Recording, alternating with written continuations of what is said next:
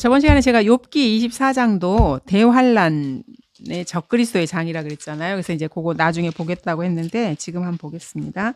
욥기 24장도 대환란 장입니다. 적그리스도의 그 특징들이 아주 세세하게 나와 있습니다. 저번에 저희가 욥기 20장도 봤고요. 시편 10장도 그 적그리스도의 특징에 대해서 살펴보았습니다. 오늘은 24장에 대환란 구절을 통해서 적그리스도에 대해서 그리고 대환란에 대해서 주님이 기록하신 그대로 한번 보도록 하겠습니다.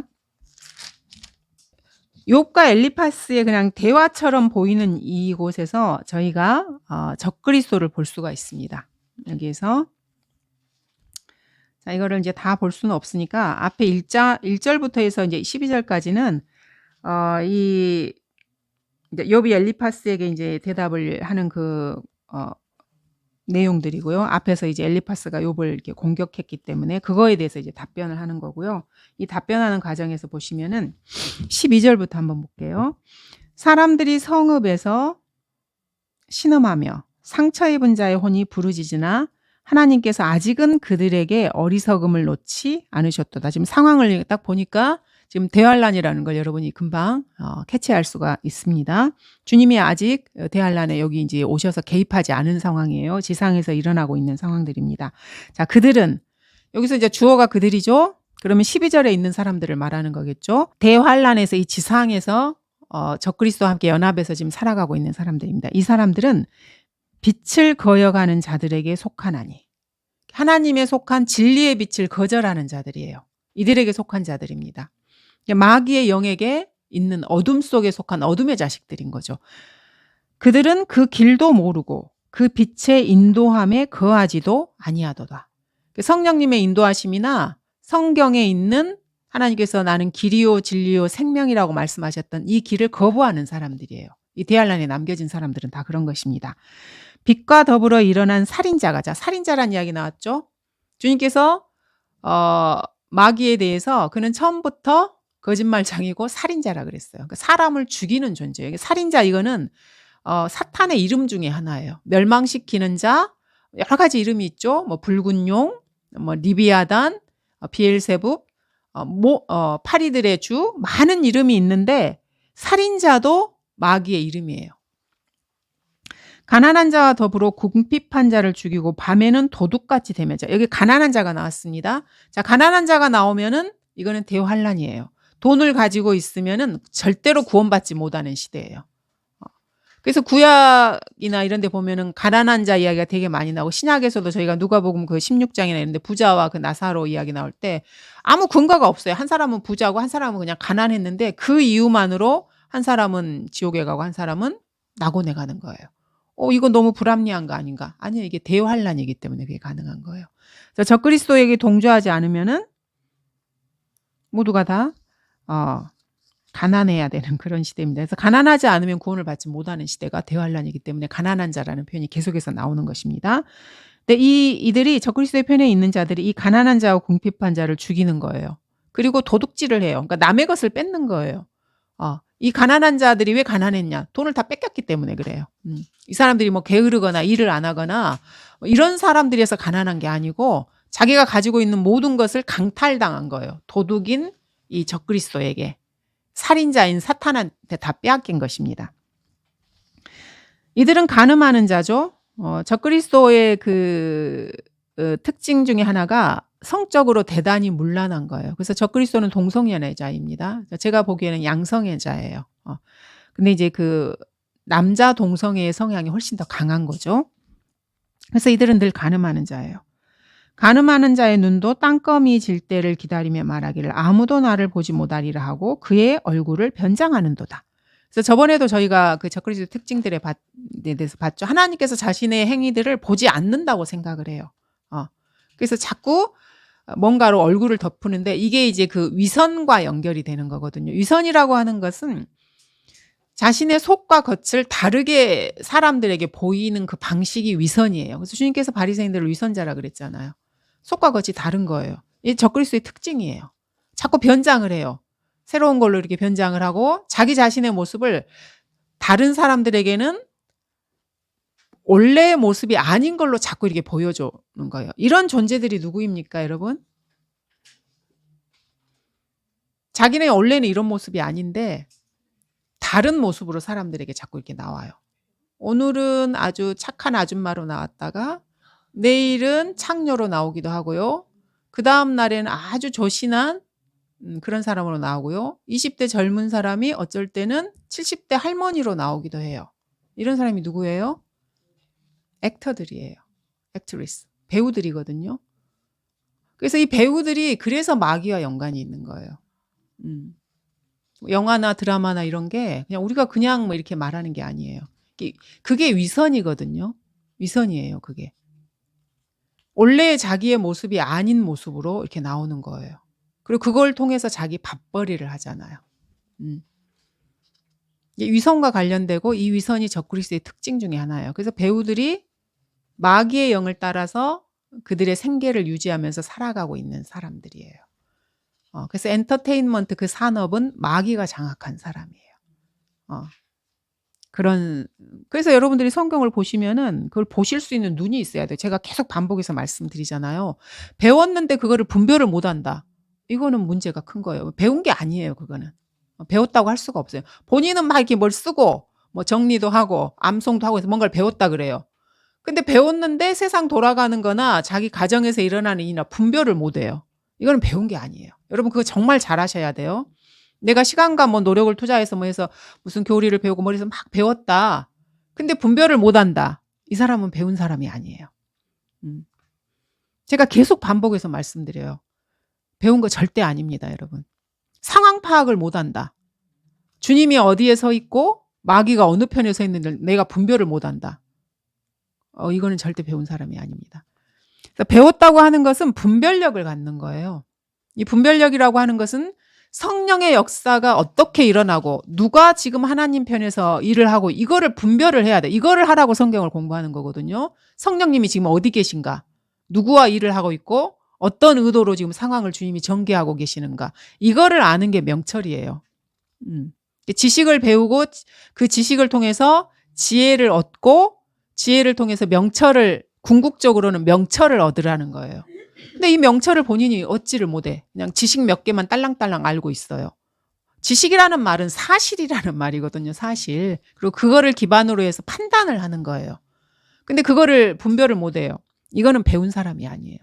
그래서 이 시대에 박사학위 받고 똑똑한 멍청이들 많잖아요. 뭔가 아는 거는 많아요. 그래서 입을 열면은 수도 없이 막 이렇게 뭐 어쩌고 저쩌고 뭐 지식을 이렇게 쏟아내요. 근데 하는 행동을 보면 전혀 지혜롭지가 않아요.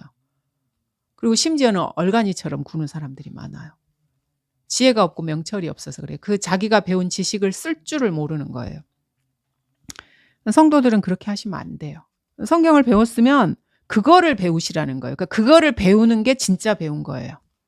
그냥 내가 뭐 하나를 알았다? 그거는 그거를 가지고 쓰시라는 거예요. 지혜롭게. 근데 지혜롭게 못 쓰고 뭐 교리는 이렇더라, 뭐 대할라는 적그리스도가 뭐 이렇게 머리를 찢겨 죽는다더라. 그런 거는 잘 아는데 상황 판단을 못 해. 이거는 배운 게 전혀 아니에요. 제가 왜 이런 말씀을 계속 반복해서 드리냐면 이런 사람을 너무나 많이 봐왔기 때문에 그래요. 너무나 많이. 너무나 많이 봐왔기 때문에 여러분들은 그러지 마시라는 것입니다. 성경을 배웠으면 자기에게 이거를 적용을 해서 내가 지금 성령님과 함께 뭔가를 하고 있는가, 아니면 사탄이 지금 마귀의 영으로 일을 하고 있는데 내가 거기에 그냥 발을 담그고 있으면서 내가 하나님의 사람이라고 착각하고 있는 건 아닌가, 요거를 분별하시라는 것입니다. 그래서 적그리스도도 마찬가지고 사탄도 마찬가지고 도둑이고 간음하는 자입니다. 그리고 자기의 행위를 하나님께서 보지 못한다고 생각을 해요. 자기가 심판받지 않는다고 생각하기 때문에 그래서 간이 배 밖으로 나온 거예요. 멋대로 행동을 하는 거고요. 그리고 자신을 자꾸 변장을 하게 되는 거고요. 16절에 그들이 자신을 위해 낮에 표시해 놓은 집을 어두워질 때에 뚫라니 그들은 빛을 알지 못하는도다. 자, 그래서 이들이 하는 그 범죄들은요, 우발적인 게 절대 아니에요. 계획적이에요. 그리고 범죄를 행하는 것도요, 뭐 좌충우돌로 아무렇게나 행하는 게 아니에요. 계획을 세워야 돼요.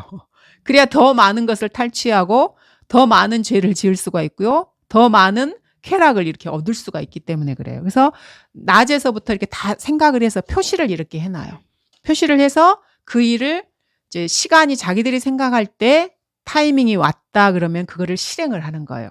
근데 여러분 여기 16절 보시면은 동화가 하나 생각나지 않으십니까? 낮에 이렇게 표시를 하고 밤에 그 집을 이렇게 뚫어요. 이 아라비안 나이트에 나오는 그 알라딘에서 나오는 내용이거든요, 여러분. 동화 아시죠? 그 내용이에요. 재밌죠? 그래서 성경을 보면 보여야 돼요, 그게. 근데 그거를 못 봐. 그리고 자기는 성경을 공부했다 그러면 좀 이상해. 그런 거예요. 보셔야 돼. 성경 구절을 보면 이게 지금 어디에 투영이 됐고 누가 이거를 따라했고 그걸 보셔야 되는 것입니다. 이게 눈이에요. 보이지 않는 것을 볼 수 있어요. 저희가 성경을 보면. 그래서 저희가 계속해서 반복해서 강조해서 말씀을 드리는데 성경을 보잖아요. 그러면 자연인들이 보지 못하는 것들이 이렇게 보여요.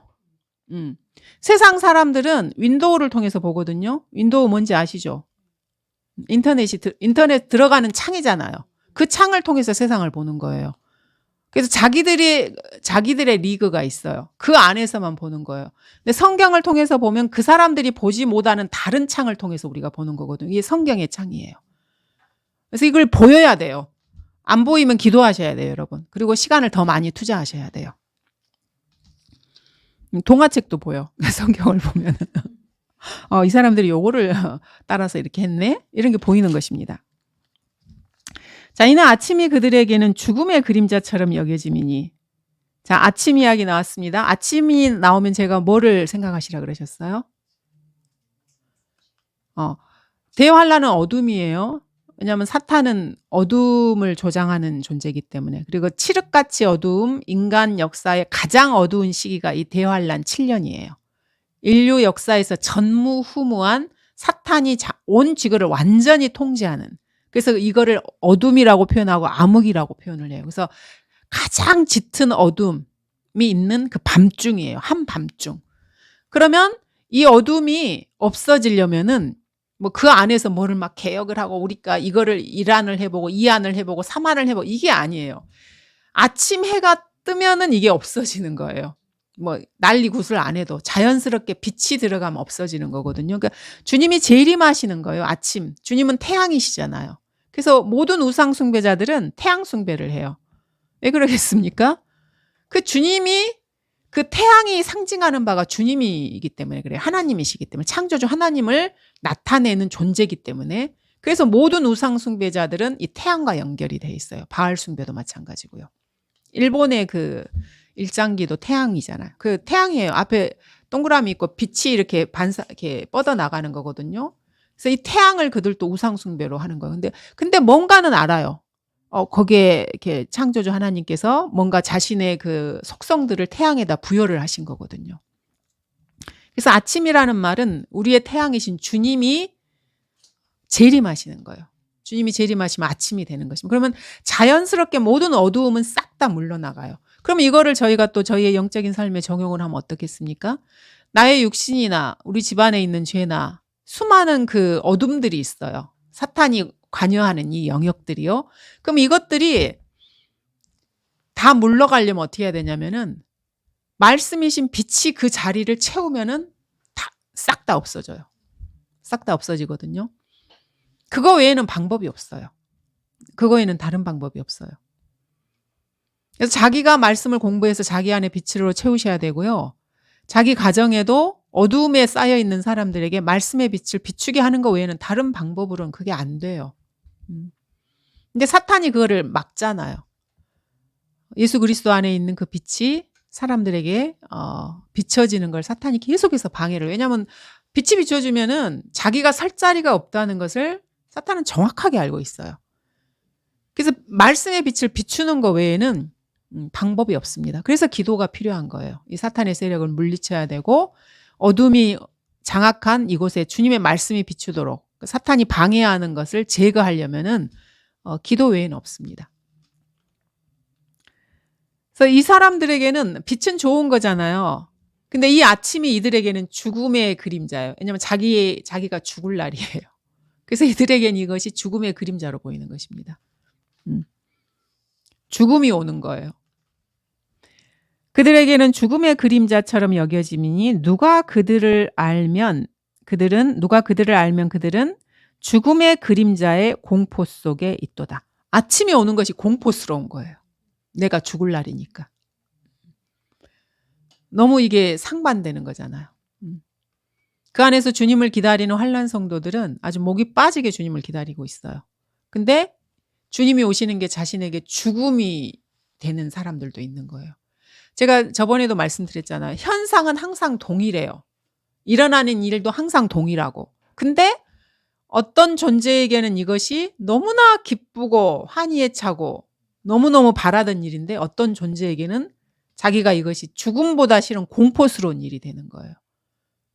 왜 그렇습니까? 본인이 누구 편에 서 있느냐에 따라서 이게 결정이 되는 거예요. 이거는 성도들에게도 마찬가지입니다. 동일한 현상이 가정에서도 일어나고 국가에서도 일어나고 이렇게 해요.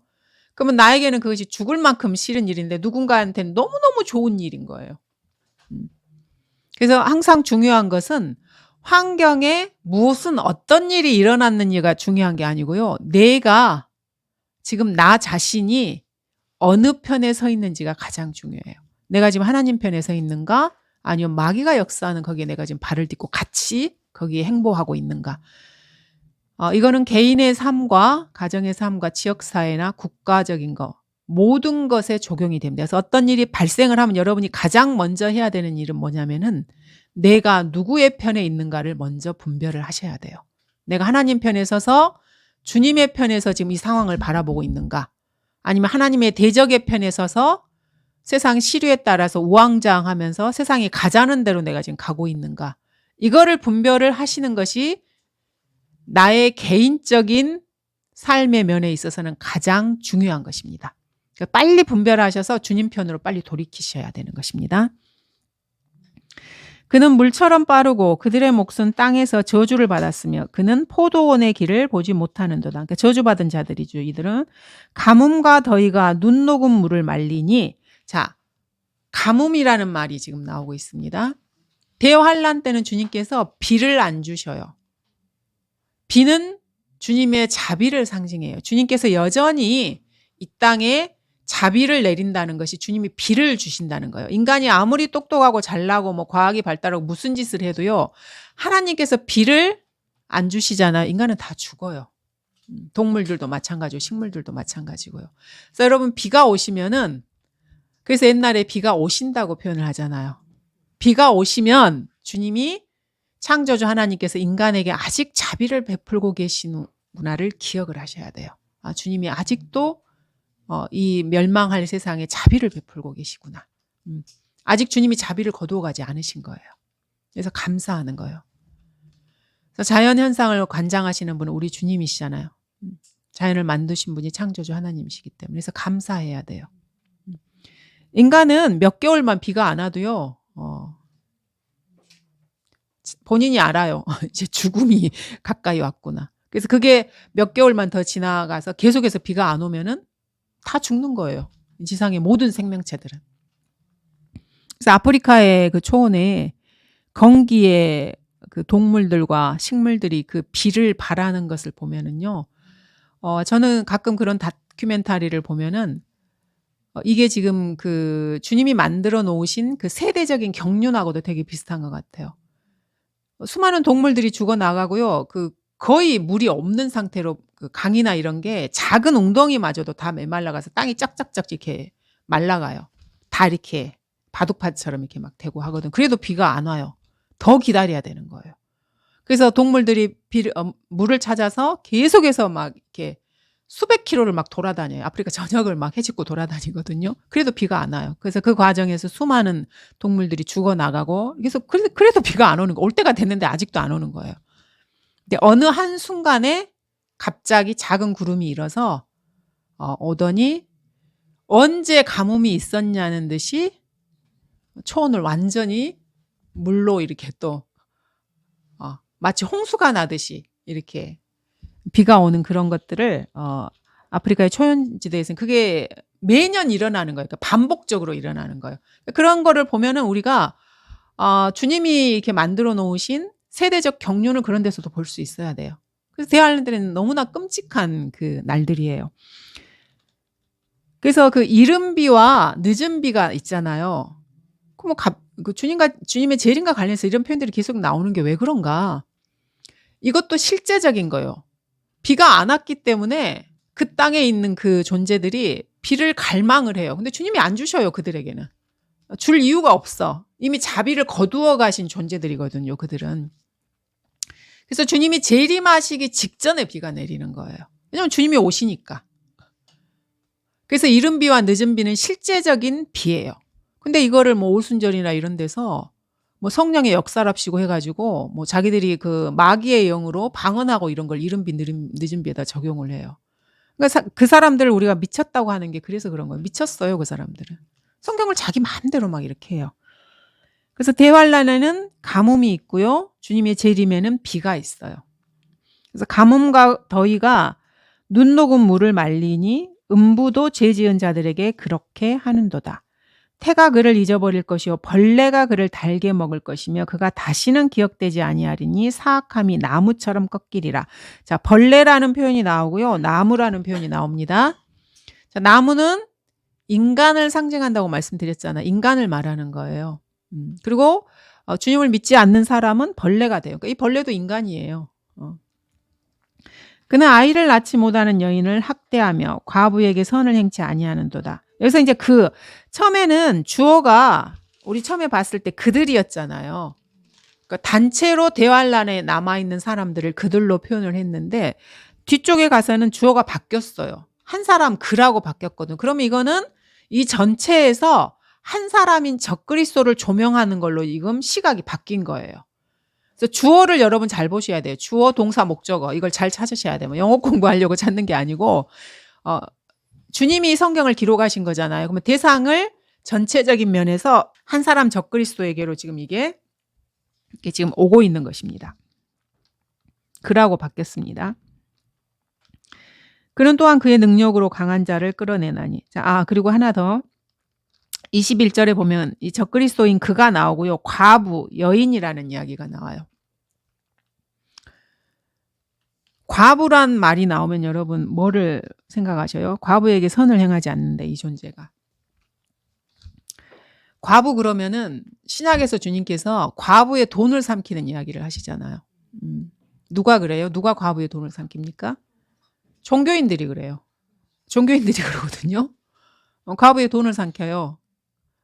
돈으로 위협을 하는 거지. 네 저기 남편이 네가 돈을 안 내면 영혼이 지옥에서 못 나와, 뭐 연옥에서 못 나와 이런 식으로. 예, 로마 카톨릭이 그러잖아요. 그가 이 적그리스도가 그런 행태를 보이는 거예요. 그래서 우리가 로마 카톨릭의 교황을 적그리스도가 하는 게 그래서 그래요. 똑같아요. 행동이. 그래서 이 단어들을 통해서 여러분들이 봐야 될 걸 보셔야 돼요. 그리고 분별을 하셔야 되는 거고요. 그는 또한 그의 능력으로 강한 자를 끌어내나니 그가 일어서면 아무도 생명의 보장이 없느니라. 그래서 세상의 모든 강한 자들이 이 적그리스도의 발 앞에 무릎을 꿇게 되는 것입니다. 그가 쉬는 곳에서 그에게 안정을 주실지라도 그분의 눈은 그들의 길을 지켜보시는도다. 아까 15절에서 아무도 나를 보지 못하리라고 말했잖아요. 하지만 그분의 눈이 그들의 길을 지켜보셔요. 주님은 이걸 다 보고 계신 거예요. 그리고 기록을 하셔요.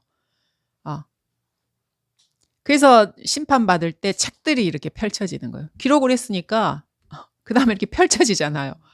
주님이 기록하신 것을 근거로 심판을 하시는 거예요. 우리나라처럼 아무 근거 없이 내가 누구 편이냐에 따라서 판결을 내리고 이런 게 아니에요. 그 근거에 의해서 판결을. 그래서 다 기록을 하시는. 그러면 이 사람들의 삶의 내용들만 주님이 기록을 하실까요? 아니죠. 우리의 것도 기록을 하셔요. 근데 다만 우리의 죄들은 예수님의 피로 씻겨져서 그 기록에 죄들이 지워지는 것뿐이에요. 주님은 다 이렇게 기록을 하시는 것입니다.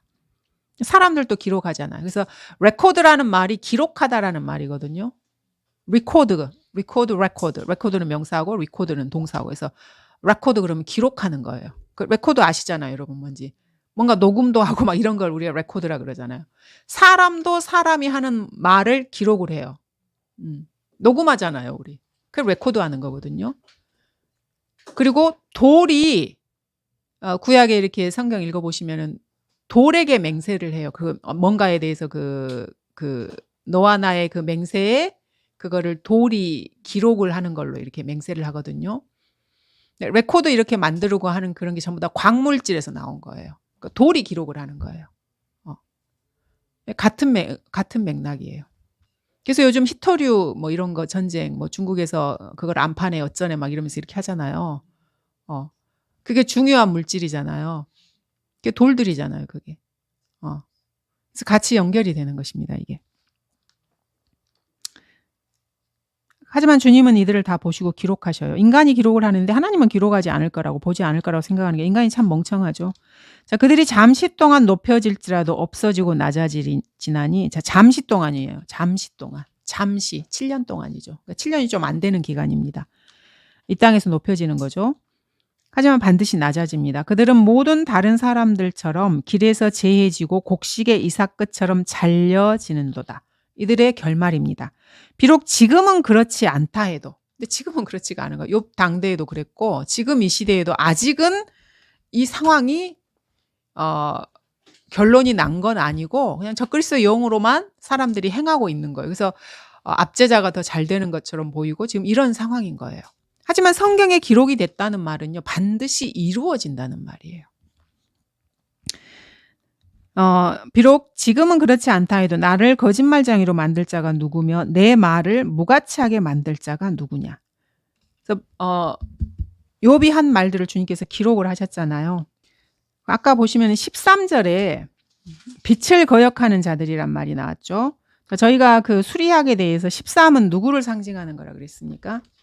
네, 적그리스도를 상징하는 거라 그랬죠. 그래서 우리가 이 13과 관련된 숫자를 창세기 13장 13절, 출애굽기 13장 13절, 요한복음 13장 13절. 자, 누구를 말하는 것 같습니다. 제가 13을 쭉 이렇게 말했어요.